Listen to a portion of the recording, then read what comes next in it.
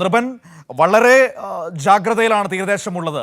കൊച്ചി മുതൽ തിരുവനന്തപുരം വരെയുള്ള തീരദേശം വളരെ ജാഗ്രതയിലാണ്. ഇപ്പോൾ ഈ മുന്നറിയിപ്പിൽ സ്പെസിഫിക്കായി പറയുന്നത് എറണാകുളം, ആലപ്പുഴ തീരദേശങ്ങളിൽ ഒരു പക്ഷേ ഈ കണ്ടെയ്നറുകൾ വന്നടിയാനുള്ള സാധ്യതയുണ്ട് എന്നാണോ? തീർച്ചയായും നമ്മൾ ഏറ്റവും പുതുതായി ദുരന്ത നിവാരണ വിഭാഗത്തിൻ്റെ പുതിയ അവരുടെ അപ്ഡേഷനിൽ പറയുന്ന കാര്യങ്ങളാണ് മനു അല്പം മുമ്പ് പറഞ്ഞത്. അതിൽ സാധ്യത നേരത്തെ പറഞ്ഞതാണ്. നമ്മളിപ്പോൾ അതിൻ്റെ പുതിയ വിവരങ്ങൾ അപ്ഡേഷനായി കൂട്ടിച്ചേർക്കാനുള്ളത് എറണാകുളത്തും ആലപ്പുഴയിലും ആണ് ഏറ്റവും കൂടുതൽ ഈ കണ്ടെയ്നറുകൾ മൂവ് ചെയ്ത് തീരത്തേക്ക് അടിയാനുള്ള സാധ്യത എന്നതാണ് കോസ്റ്റൽ വിഭാഗം പോലീസ് നൽകുന്ന നൽകുന്ന ഏറ്റവും പുതിയ മുന്നറിയിപ്പായി അവർ നൽകുന്ന സാധ്യതയുടെ മുന്നറിയിപ്പാണ് ഇതിൽ പറയുന്നത്. ഇത് മൂവ് ചെയ്താൽ ഒരു മണിക്കൂറിൽ ഈ ഈ ഈ നിലയിൽ ഇങ്ങനെ മൂവ് ചെയ്യാനുള്ള സാധ്യതയുണ്ട്. അങ്ങനെ സാധ്യതയാണെങ്കിൽ ഇത് മൂവ് ചെയ്യാൻ ഏറ്റവും കൂടുതൽ വരുന്ന സ്ഥലം ഈ സാധ്യതയുള്ള സ്ഥലങ്ങളിൽ നേരത്തെ പറഞ്ഞ രണ്ട് ജില്ലകളിലാണ്. ഒന്ന് എറണാകുളവും ആലപ്പുഴയുമാണ്. സാധ്യത വരുന്ന അടുത്ത ജില്ലകൾ കൊല്ലവും തിരുവനന്തപുരമാണ്. ഈ സ്ഥലങ്ങളിലേക്ക് വരാനുള്ള സാധ്യതയുണ്ട്.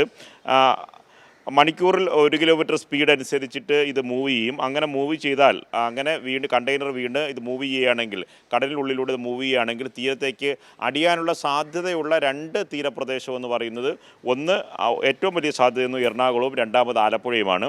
അടുത്ത സാധ്യത കൽപ്പിക്കുന്നത് കൊല്ലവും തിരുവനന്തപുരമാണ്. സാധ്യത ഈ പറയുന്നതാണ് ഏറ്റവും പ്രധാനപ്പെട്ട സാധ്യത പറയുന്ന ആദ്യ രണ്ട് ജില്ലകളിലാണ്. അതുകൊണ്ട് ഈ തീരപ്രദേശങ്ങളിൽ കൂടുതൽ അലർട്ട് വേണം, ജാഗ്രത വേണമെന്ന നിർദ്ദേശമാണ്. അതിൻ്റെ പരിശോധന നേവിയും ഒപ്പം തന്നെ ഇത് സംബന്ധിച്ച പരിശോധന കോസ്റ്റൽ പോലീസും ഒക്കെ തന്നെ നടത്തുന്നുണ്ട്.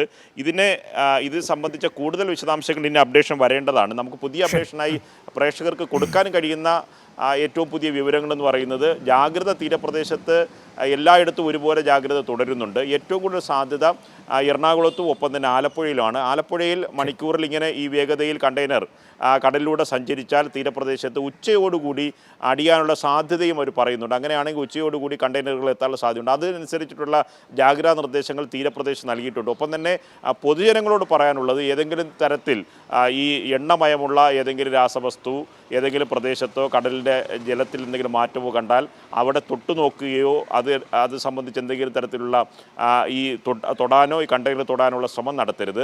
ഉടൻ തന്നെ അടിയന്തരമായി ഈ നിരീക്ഷണ സംവിധാനത്തിലേക്ക് പോലീസിനെയും വിവരം അറിയിക്കുക എന്നതാണ്.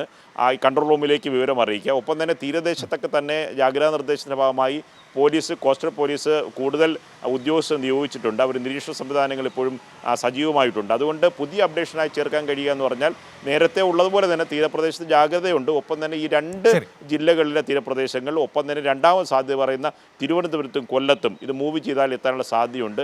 അടുത്ത ജില്ലകളായ തീരപ്രദേശമായ രണ്ട് ജില്ലകളിലും ഉച്ചയ്ക്ക് ശേഷത്തോടെ ഉച്ച കഴിഞ്ഞതോടുകൂടി ഇത് മൂവ് ചെയ്ത് എത്താനുള്ള സാധ്യതയും ഇപ്പോൾ കൽപ്പിക്കുന്നുണ്ട്. മനു, ശരി, നോക്കാം. നിർഭൻ ഏതായാലും ഏറെ ജാഗ്രതയോടെ ഇരിക്കുകയാണ്. നമ്മൾ തുടക്കത്തിൽ പറഞ്ഞതാണ്, നമ്മുടെ തീരദേശത്തുള്ള സുഹൃത്തുക്കളോടാണ് ഈ കണ്ടെയ്നറുകൾ വന്നടിഞ്ഞാൽ അതിൽ തൊടാൻ നിൽക്കരുത്. എവിടെയെങ്കിലും കണ്ടാൽ അപ്പോൾ തന്നെ 112 112 എന്ന നമ്പറിൽ വിളിച്ചറിയിക്കുക, പോലീസിനെ വിളിച്ചറിയിക്കുക.